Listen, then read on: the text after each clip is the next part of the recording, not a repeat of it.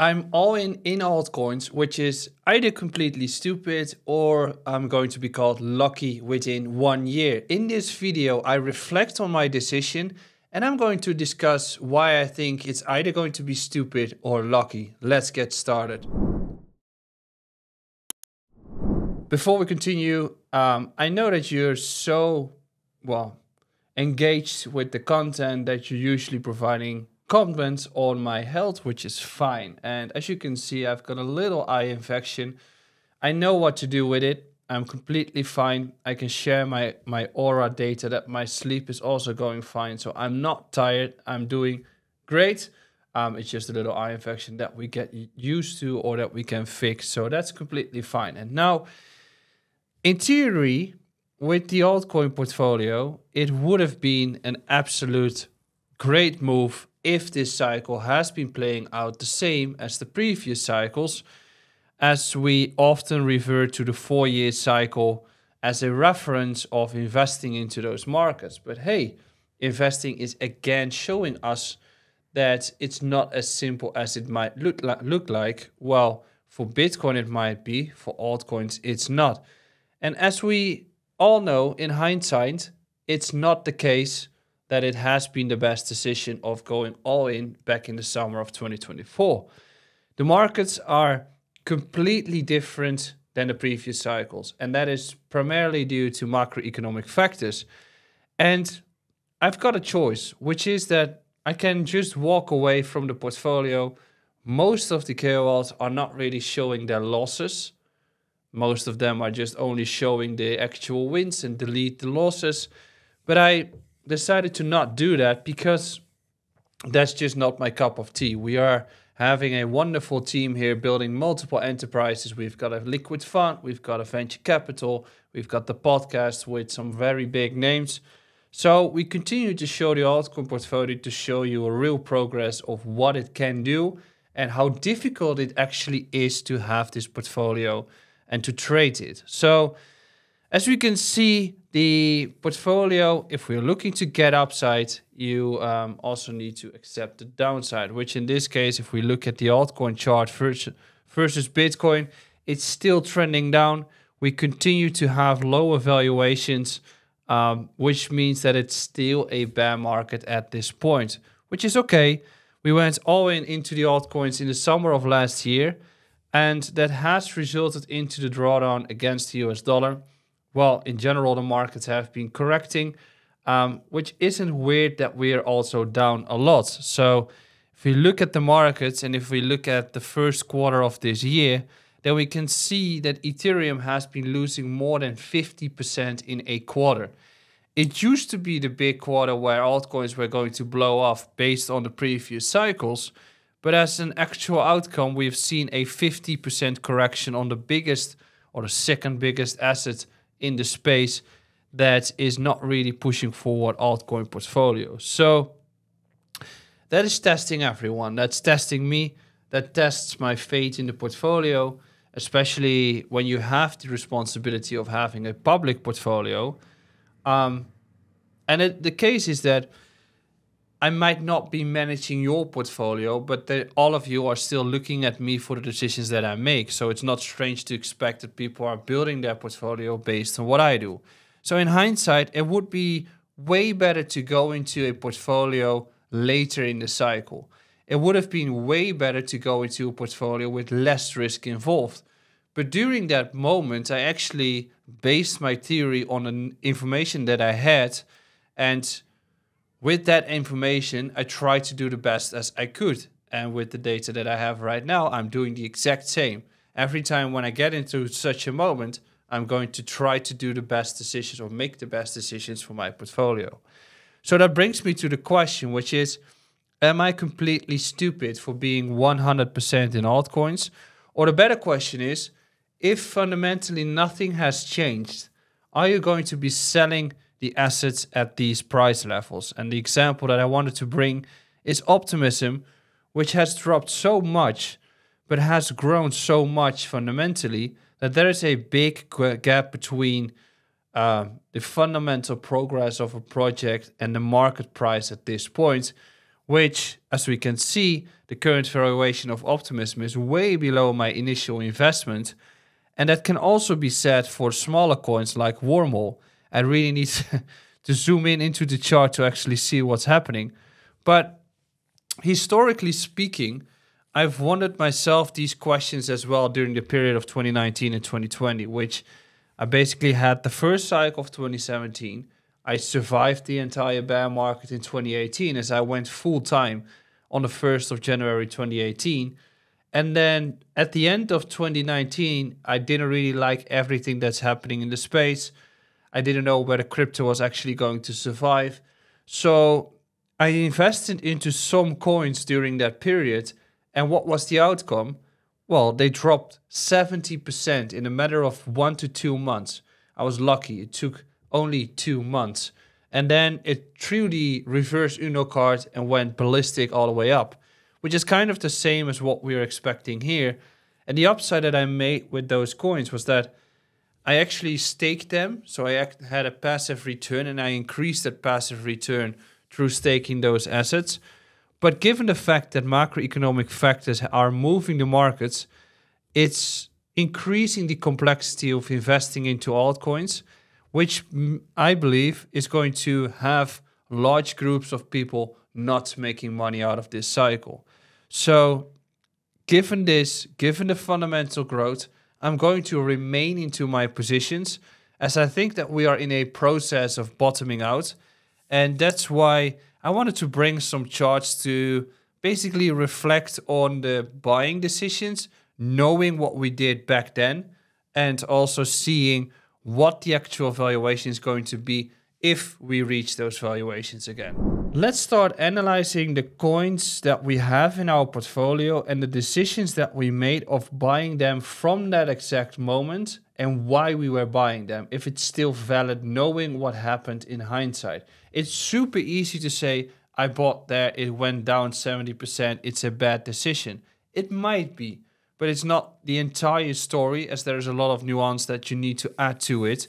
So if we really start looking at the charts, then the first thing that we need to do is that we're looking at Optimism. We have been discussing this. Optimism is surely going up a little bit at this point, but during the period that we saw this initial move happening here in the summer of 2024, it was around $2.25 that we started buying it, which, as we can see, it's currently at 70 cents. But the theory that we started buying this actual asset is based on the fact that we were getting into an accumulation range based on the previous support levels that we were hitting in previous periods before it started to run. That it's not a bad thesis to actually assume that this is the area that we can go for. And we can start doing this with all the coins that we have. So for instance, if we zoom out on Wormhole at this point, and we can start doing the exact same, the conclusion can be drawn that it's identical in terms of price action, right? So we have this accumulation period here. And during that accumulation period, we started to build our position, understanding that the 4-year cycle was likely going to be hitting it. In that case, if this was the bottom, then it was the bottom. But then macroeconomic factors have changed, resulting into the fact that also Wormhole and some other assets have been significantly going down in terms of their valuation, which I get to in a little bit. Now, if we look at some assets that have been doing great, for instance, Tau, this one isn't really down against the valuation that we started buying it. In this case, we are actually up a little bit. We are at the same valuation. As we can see that Tau went all the way back towards the accumulation level from July 2024, and it sustained on those ranges. And there's a very clear reasoning for that, which is hype. It started to have some momentum overall. We saw the interview between Barry Silbert and Raoul Pal regarding BitTensor and the expansion of the ecosystem. So this one didn't fall through the entire level. And this is what we wanted to see with all of those altcoins that have actually been falling. Now, if we look at the final one, which is also a bigger asset, it is Psy, which is currently doing the exact same, right? We started buying this at higher levels, And we were assuming that this block here was actually going to result into a support, or it's going to stay there for a little bit more. So that's a good starting point to be actually buying those assets. Little that we know, because after that, the valuations have started to fall massively. And that started from this point here, which is December of 2024. In November, Trump won, which initially resulted into this strong upwards move across the board, right? We saw all those altcoins starting to wake up slightly, thinking that we were going to get the actual bull market. And then the tables turned, which is that we're seeing facts of gold starting to drop or starting to rally. We have seen factors of Bitcoin starting to correct. And if we look at this entire chart, we can see that optimism was actually breaking out already to $2.60, and it collapsed all the way down, started to drop beneath those support levels, and is currently building a new support level with a lot of foundation here. So that is, if we reflect on all the decisions, then perhaps in that period in time when the macroeconomic factors in hindsight were changing, we should have been changing the portfolio. That is very clear. So we could have been going into safer assets a little bit more during that period, but we didn't. And then if it starts to fall, you basically only have a few options left, which is staying into the positions and rebalancing the positions from strong assets into weaker assets if fundamentally those weaker assets haven't changed.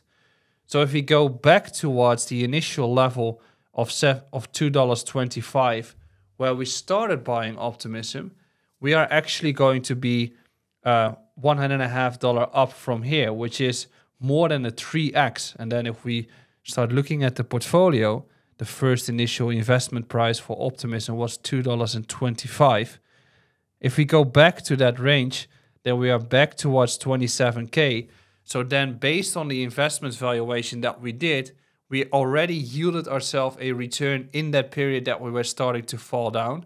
And then on top of that, we're going to make more by simply having a bigger position going into the actual run. And the same can be said for a lot of positions. So for instance, Renzo, which is currently around 1.2 cents, we started buying at 14 cents, and it's currently having an average price of 5 cents. So if this goes back to 14 cents, we are up to 30K. So then we have yielded ourselves a return of $17,000 in that period when the markets are correcting. So that's ultimately, that's what we are seeing in the markets right now. It is still a bad period. We're still down a lot, but we have been positioning ourselves quite well that if the markets are going to be great for crypto, it is not really being stupid. It's probably that we're going to be called lucky in a few years to come. OKX is celebrating their 1-year anniversary in the Netherlands, and you can earn up to €100 in Bitcoin by just joining in. From June the 3rd to June the 17th, OKX is running a special 2-week campaign where both new and existing Dutch users can get rewarded in Bitcoin for completing simple tasks. New users can sign up through my personal link in the description below, buy at least €100 in crypto within 14 days of signing up, and you'll get a €20 bonus in Bitcoin, plus more for any completed task. Are you already on OKX? Don't worry, you can still earn up to €80 in Bitcoin by completing tasks like deposits, trading, and referring friends. Head to the OKX campaign page through the link in the description, register and start earning. But be quick, because the campaign ends on June the 17th or when the prize pool €15,000 runs out. Start stacking sats, link below, let's go. Now, the primary question is whether I'm completely stupid for doing this. And the answer to that question is probably yes. The reason for me saying that is the fact that I have taken so much risk with my entire portfolio that it's unusual to do so. And I think that's something you should never be doing if you have any portfolio. However, from deep down, I do know that this 4-year cycle isn't going to be a 4-year cycle. It's going to be the final easy cycle where you can make a tremendous return. So I want to maximize my returns because I believe that my life is going to change. I mean, at some point, I would like to have a family. I would like to relax a little bit more.